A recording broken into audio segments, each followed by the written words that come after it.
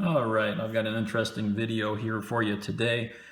I was able to get two of the teeth from my 12-foot male reticulated python max.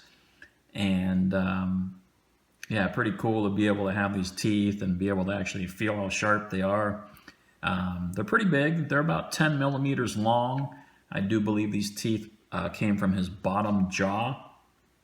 And I've heard that these snakes can shed their teeth somewhat frequently. So I was fortunate enough to be able to get both of these.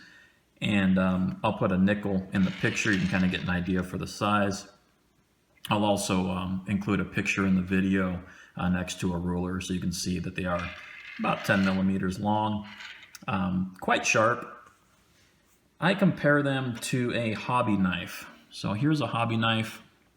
Hobby knife has a sharp point. Also has a sharp knife blade. The reticulated python tooth is very similar.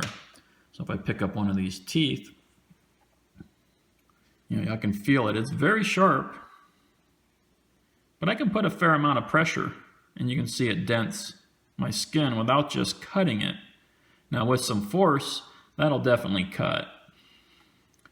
And if I feel the back edge of the tooth,